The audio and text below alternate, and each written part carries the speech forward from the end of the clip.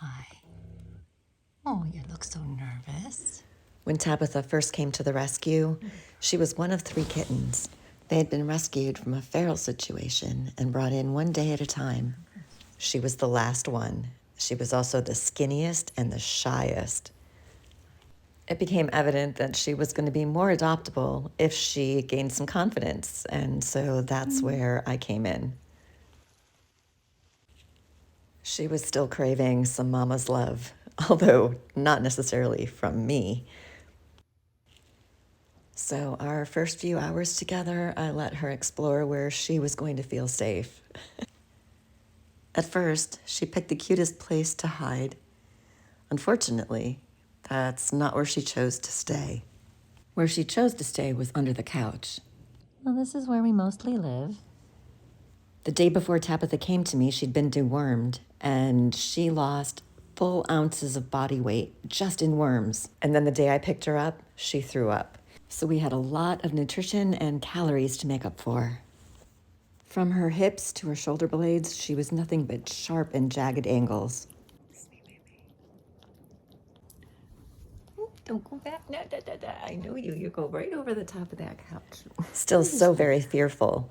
All she wanted to do was climb back under that couch, and the only way to get her out was with a rubber broom. I would literally squeegee her out, and she would just come along for the ride. Oh. Oh, look at the cuddles. Once encouraged to eat, she ate like a champ. And then the magic happened. She became so receptive to touch. Making biscuits? This is good. Oh my gosh, you're so delicate. I had to be so gentle when I pet her, because if I pet her a little too hard, she would just fall over. When I met Tabitha's siblings, they were pouncing around the adoption room, having a ball, playing with toys. And when I asked if she had any toys, they said she didn't really play with them. This is a fun one. Terry sent me with this lovely little feather and ribbon. And as much as I coaxed Tabitha to play, she just watched it. The first time she actually reached out, I melted. She just had no idea what she was supposed to do with this thing. So she had had enough, and back up over the couch and then under the couch she went. So I tried to encourage her where she was most comfortable. It took a long time, but this eventually gained some interest. And really cute interest at that. It's also when I realized that every one of her toes is pink except for the one pad on her right foot, which is the cutest thing. It was so exciting when we went from hiding under the couch to wanting to be picked up from behind it. Well, come on up here. Are we friends now? Yes. Oh my goodness. My first night sleeping on the office couch, she's the one who came to find me. There you are. Hi. Oh, sweet baby. You want some belly rubs? She was so quiet and gentle, aside from the purring on my eardrum, which is where she often slept. Oh, you gotta trim your toenails. On the following nights, 3 a.m. became playtime. Fingers, feet, pom-poms, pillows, tails. It was all fair game. Oh, get that tail.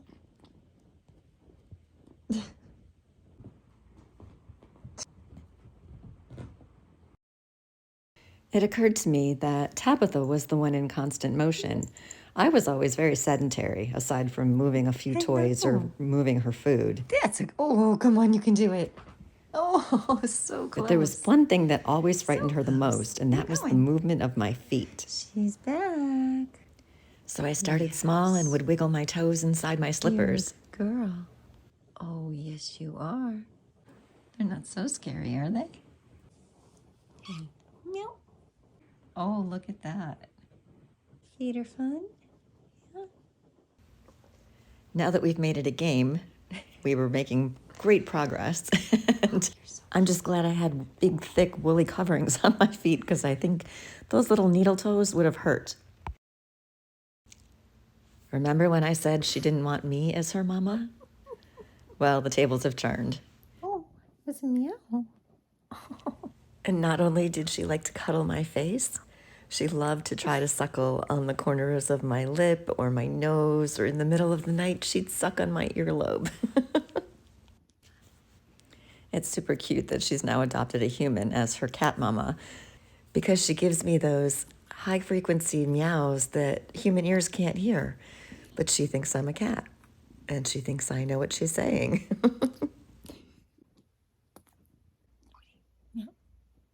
Getting tired? Yeah. But sometimes I can hear what she's saying. I no longer have to squeegee the cat out from under the couch. Where's the baby? There she is, coming out all by herself. She loves to graze, so she'll eat a little, play a little, eat some more. Now her sharp, jagged little bones have some meat around them. I knew rambunctious nights were going to be short-lived, but it made for really sweet moments during the day when she wasn't napping under the couch. We were still at the stage where the couch was home base, and this little kitten was trying to figure out her place in the world. For now, that was mostly in my lap. And I cherished every one of these moments because I knew they weren't going to last forever. I have no doubt she's always going to be this cuddly, but I'm not always going to be her mom.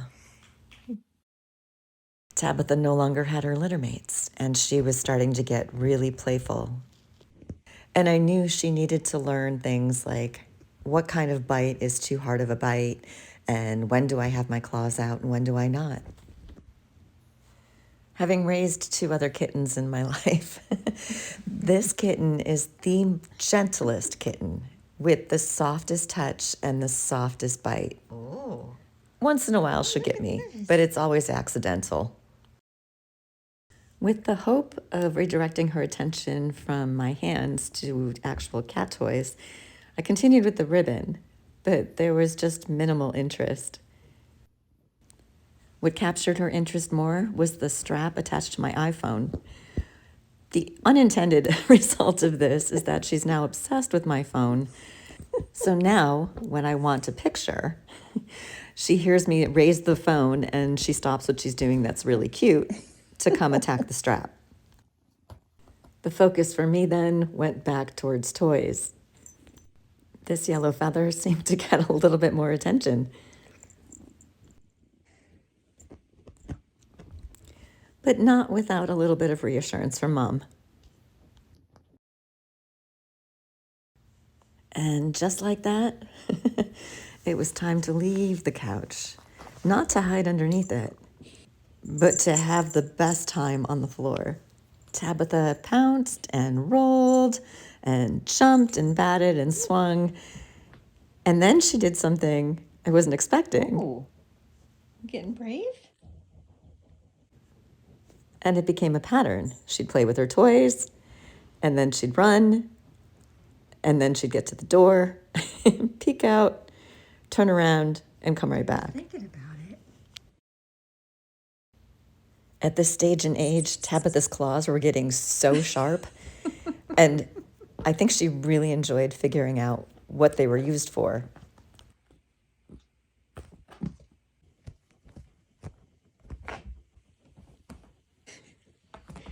She really enjoyed her new tricks, and I also think she wanted to come up to show me, climbing up like a mountain lion and seeking me out for some praise, which I was happy to give.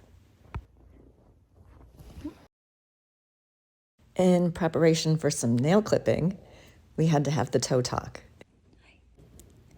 I invited her into my lap. She laid down comfortably. I pat her as normal. And then I started with the toes.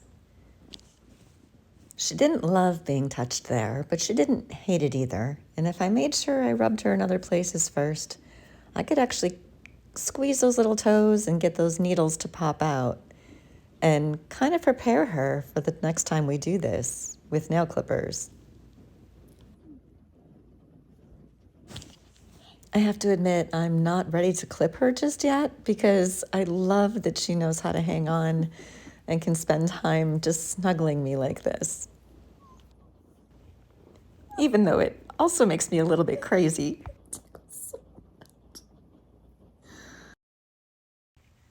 After several nights on the office couch, my back was screaming for my real bed. Since Tabitha hides every time I stand in the doorway, I had to find a way to get her to come out. Good girl. Good girl. Between the ribbon and piling up a bunch of pillows, I thought it would give her a little bit of cover as she rounded the corner. How far are you willing to go? Nope. Two. We did this so many times. Nope.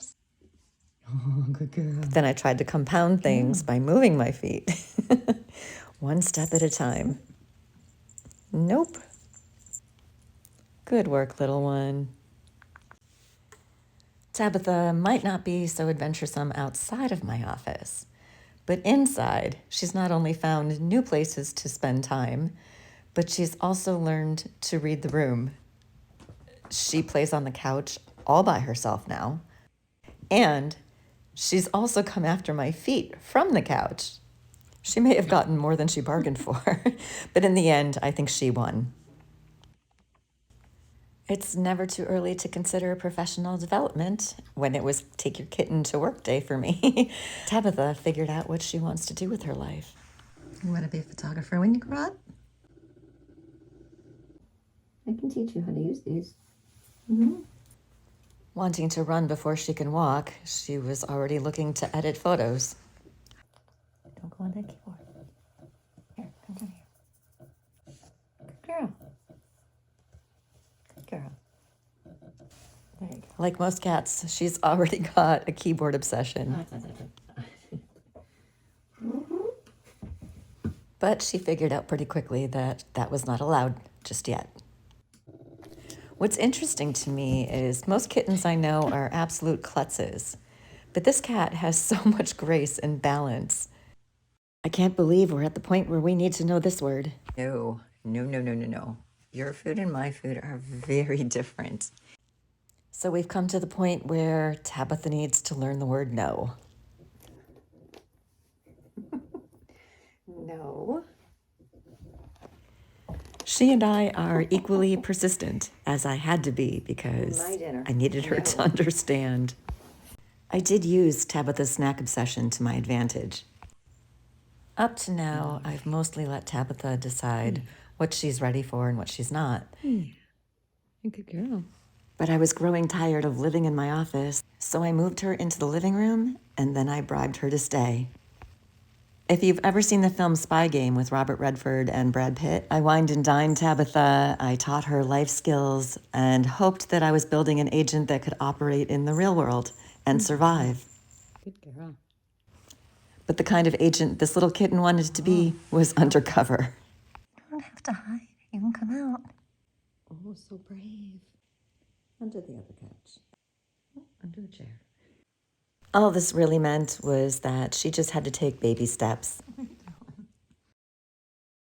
We weren't so sure about this bedroom at first, but with all her toys and her bed, she quickly acclimated. At this point, I think I'm her home base, and it doesn't matter where I am. As long as she's with me, she's happy. It doesn't hurt that she's got a much larger play space than she used to. It never ceases to amaze me how much freedom comes with a healed soul. This little kitten was so afraid when she first came to me of everything, and so much more than her siblings. And here we are, moving from room to room and pouncing and stalking and doing all the things that kittens are supposed to do, not just cowering in fear. It didn't take very long before she was off the bed and now playing with new things. Even if I couldn't see her, it was easy to tell where she was. And then, like magic, she'd just pop right back up. Yes, little girl, you deserve to claim that throne.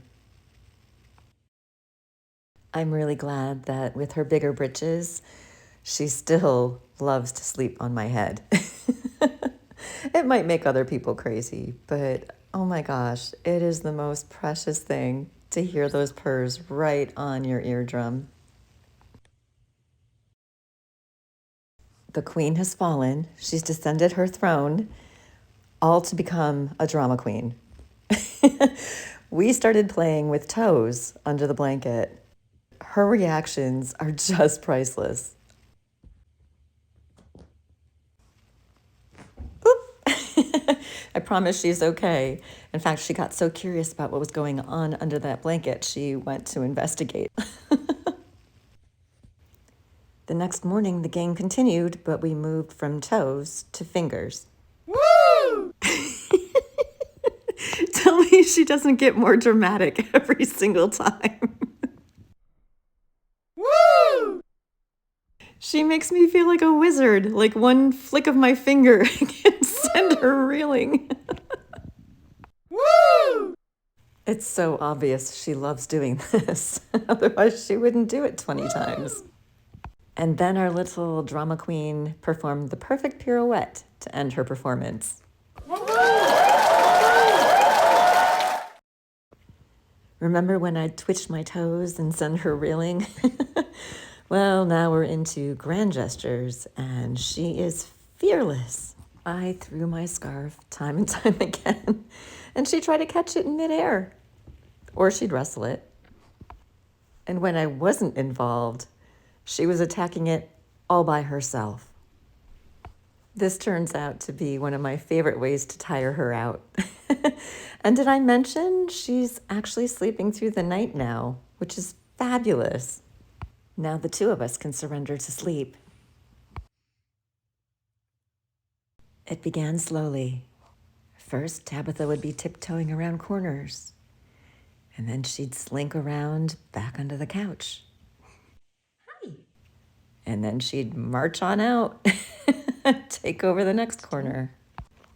She had explored most of these spaces in the dark, but never in the daylight, and anytime I moved, she'd run away. There she is. Hi. Come on. But then she'd turn around and follow me back out. Good girl. Soon, she was sprinting, not out of fear, but out of fun, Hi. and climbing the furniture with reckless abandon. Woohoo! Oh, wow. Look at how brave you are. People ask how you can foster and give them up. Who's the cutest? Is it The truth is, some animals need more work than others, and getting a new home is a much more likely option once they've gained the confidence to do it. Sometimes people are willing to adopt, but they don't have the time or the energy to be able to do the beginning work. Oh, great. The truth is, this one is really hard to give up. But cancer and circumstances mean I can't keep her. But I had a month to give her. And the love and the joy she gave me is something I will never, ever forget. So no, I'm not ready to give her up. But she is so ready for a home now. And she is going to bring as much joy as she brought to me to another family. And that makes me really happy. Good job, you sweet angel. You've done amazing things in your first 2 months of life. I can't wait to see what the rest of life brings you. For now, rest up for your next adventure and know how much I love you.